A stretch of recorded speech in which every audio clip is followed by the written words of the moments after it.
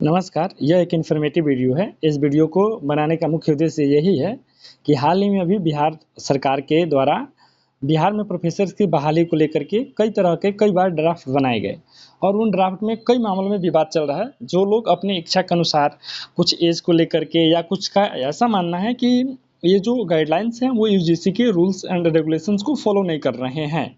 इसी को लेकर के बहुत सारा विवाद चल रहा है।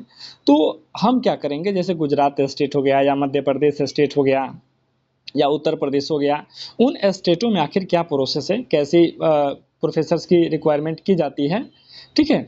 तो उनको जब देखेंगे ना तो फिर हमारे अंदर एक नज़रिया विकसित होगा, जिससे कि हम बिहार का जो ड्राफ्ट बन के आ रहा है, जो मसौदा बन के आ रहा है, उस पर अपना तर्क रख पाएंगे, अपना विचार रख पाएंगे।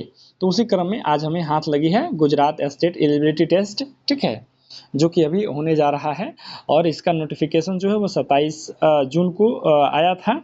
तो उसका चर्चा करेंगे, इसके टर्म एंड कंडीशंस को समझेंगे, ठीक है, ताकि हम भी अनुमान लगाएं कि बिहार में कब तक बेट का आयोजन हो या बेट का आयोजन भी हो तो उसके सिलेबस क्या होना चाहिए या प्रोसेस वगैरह क्या होना चाहिए, ठीक है। तो चलिए नीचे आते हैं, बिना देर किए हुए वीडियो को शुरू करते हैं। तो देखेंगे Gujarat state eligibility test for assistant professor, ठीक है। अब देखेंगे और इसे एग्जाम डेट कब दिया गया, 29 नवंबर को ये एग्जाम होगा, ठीक है, 2026 को। फिर नीचे आते हैं, नीचे आने के बाद से यहाँ देखेंगे, यहाँ अपने लिए कुछ इंपॉर्टेंट नहीं है। फिर नीचे आते हैं हाल टिकट वगैरह, ये एक चीज़ देख लेंगे, ठीक है। तो जो ऑनलाइन इसका चल रहा है ना वो 22 जून से शुरू हुआ है, 21 जुलाई तक चलेगा, ठीक है। ऑनलाइन अगर रजिस्ट्रेशन की बात कर लेते हैं तो 22 जुलाई से जून से शुरू और 22 जुलाई तक ख़त्म, ठीक है। इसमें भी क्या है ना, दो पेपर होंगे, जैसे कि नेट में 2 पेपर होता है, ठीक है, यूजीसी नेट का जो एग्ज़ाम देते हैं, ठीक वैसे ही ये जो गुजरात का सेट है इसमें भी सेम वही प्रोसेस है। इसमें भी 2 पेपर होना है, ठीक है। एक पेपर 1 है, एक पेपर 2 है। तो पेपर 1 जो है ना 50 क्वेश्चन होगा और एक क्वेश्चन 2 मार्क्स का होगा, तो ये टोटल 100 मार्क्स का हो जाएगा।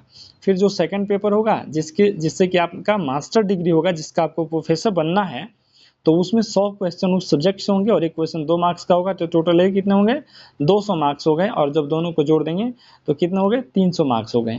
यानी कि आपका यदि जो मेरिट बनेगा वो 300 मार्क्स के आधार पे ही बनेगा, ठीक है। तो ये रहा हमारा। अब आगे देखते हैं, फिर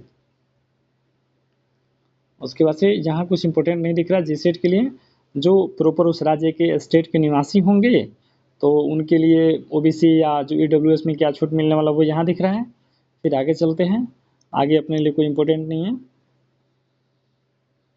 जो इम्पोर्टेंट होगा मैं चर्चा करूंगा, क्योंकि ये तो नोटिफिकेशन जो था वो 70 पेज का था, फिर मैंने काट करके इसे 4-5 पेज का बनाया है। जो जो अपने जानकारी के लिए चीज़ें हैं उसको मैंने यहाँ संकलित किया, बाकी को नज़रअंदाज कर दिया। फिर आते हैं, फिर धीरे धीरे आते हैं, एलिजिबिलिटी टेस्ट आप देख सकते हैं, ठीक है। तो महाराजा सयाजीराव यूनिवर्सिटी इसका लिया हुआ है, कराने की जिम्मेदारी इसको बोलते हैं। एक चीज़ यहाँ देख लीजिएगा, इसमें कुछ कह रहा है कि The Gujarat State Office will be issue only certificates to be the qualifying candidates only.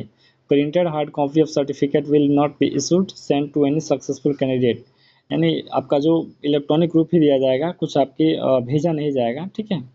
फिर नीचे आते हैं, ये देखेंगे सब्जेक्ट कौन कौन सा है, ठीक है। तो सब्जेक्ट हिंदी वाला देख लेंगे, तो हिंदी होना चाहिए एमए या इक्विवेलेंट डिग्री होना चाहिए, ठीक है। केमिकल साइंस है, Sanskrit, history, sociology, economics, political science, English, education, psychology, ठीक है, ये आप यहाँ से देख सकते हैं। फिर आते हैं library science, law, commerce, management, computer science and applications, earth science, physics education, philosophy, home science, ये सारी चीज़ें। और फिर नीचे आएंगे, नीचे आते जाते हैं, ये देख लेंगे। फिर उसके बाद से और आगे आते हैं, इसका फ़ी देख लेंगे, फ़ी फॉर्म भरने के लिए, ठीक है। तो फीस का क्या होना चाहिए, 900 रुपया है जनरल वालों के लिए, ईडब्ल्यूएस का एस वालों के लिए, ठीक है, या ओबीसी जो है वहाँ के लिए। तो अदर स्टेट वाले यदि उसको अप्लाई करेंगे तो वो जनरल ही हो जाएंगे। बाकी जो SC ST है या थर्ड जेंडर है उनका 700 है। और जो PWD है, ठीक है, पर्सनस विथ डिसेबिलिटीज़ जो हैं उनका क्या होना चाहिए, मात्र 100 रुपया है। ये अच्छा चीज़ है, ठीक है। फिर आगे आते हैं, यहाँ भी इम्पोर्टेंट कुछ नहीं है, ठीक है। फिर यहाँ आते हैं,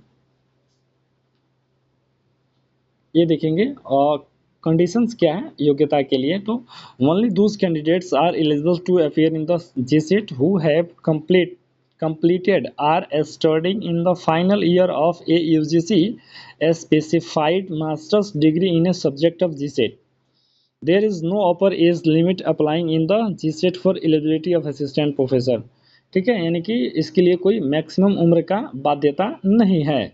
The candidates having postgraduate diploma certificates awarded by an Indian University's Institute of Foreign Degree Diploma certificate awarded by the Foreign University Institute should be in their own interest ascertain the equivalence of their diploma degree certificate with master's degree of recognized Indian universities from the association of Indian universities new Delhi. छोड़िए नहीं, important नहीं है. फिर नीचे आते हैं. इसमें आपके मास्टर डिग्री में क्या होना चाहिए? 55% मार्क्स होना चाहिए. ये तो सबको पता है. ठीक है, फिर नीचे आते हैं. फिर नीचे आते हैं.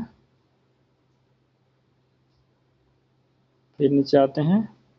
यहाँ देखेंगे इसका सिलेबस क्या रहने वाला है. ये इंपॉर्टेंट है. Scheme of examination. ठीक है, तो एग्जामिनेशन क्या होने वाला है आप देखेंगे. 100 मार्क्स 50 क्वेश्चन रहेगा और 200 रहेगा. ठीक है, और दोनों मिलाकर के कितने क्वेश्चन हुए? 150 क्वेश्चन हुए और एक क्वेश्चन 2 मार्क्स का हुआ. मार्क्स कितना हो जाएगा? 300. ठीक है, यहाँ देखेंगे paper 1 shall consist of 50 objective type compulsory questions each carrying 2 marks. ठीक है, same to same UGC NET वाला सिलेबस है. 100 क्वेश्चन रहेंगे, पेपर 2 में रहेंगे और एक क्वेश्चन 2 मार्क्स का होगा, तो ये 200 मार्क्स के हो गए. टोटल कितना हो गया? 300 मार्क्स का हो गया. ठीक है, उसके बाद से इसमें एक सबसे इंपॉर्टेंट चीज़ निकल कर आ रही है, सोचा वो बताना अनिवार्य रहेगा.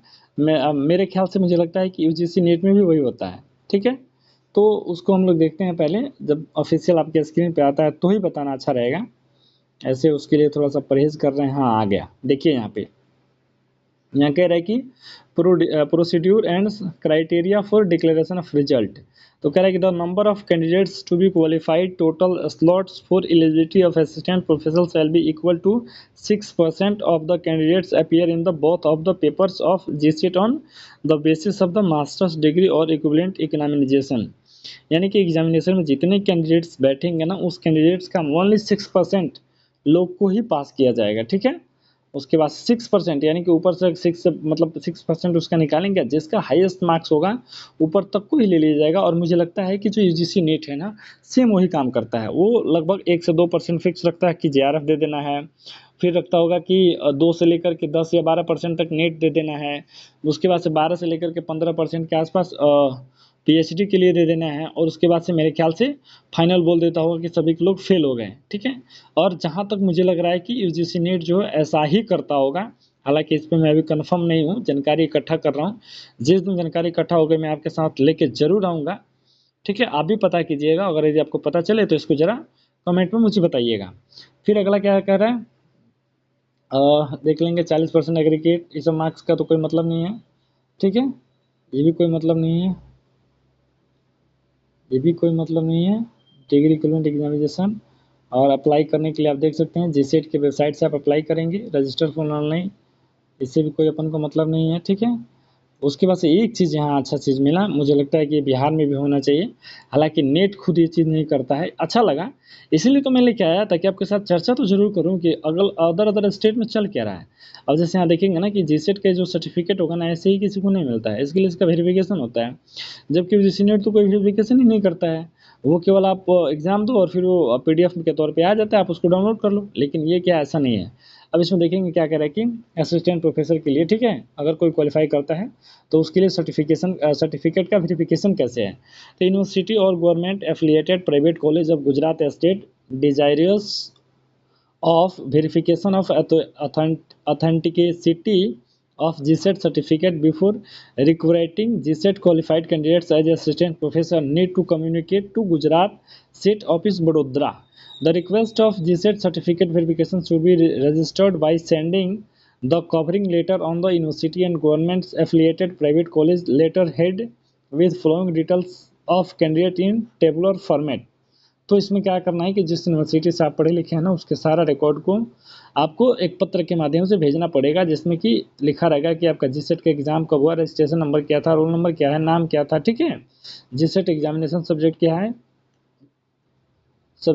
है, आपका रिक्वायरमेंट कैटेगरी क्या है. तो ठीक है, ये सारा जानकारी आपको भेजना है. और जिससे सर्टिफिकेट वगैरह सारा भेज करके फिर वो क्या करेंगे ना, इसको अपने स्तर से एक बार चेक करेंगे, फिर जा करके आपका सर्टिफिकेट इशू करेंगे और इसके लिए आपका कोई फ़ी नहीं लगेगा, स्पष्ट लिख रहा है, ठीक है। No fee for processing charges as applicable of GSET certificate verification, ठीक है। तो ये रहा इंपॉर्टेंट चीज़ गुजरात को लेकर के। गुजरात सेट का क्या सिलेबस है, फॉर्म कब आ रहा है, फॉर्म भरने का चार्जेस कितना लगता है, ठीक है, और इसके रिजल्ट कैसे बनते हैं, इत्यादि इन्फॉर्मेशन था जो हमने चर्चा किया। मिलेंगे अगले किसी इन्फॉर्मेटिव वीडियो के साथ, तब तक के लिए धन्यवाद।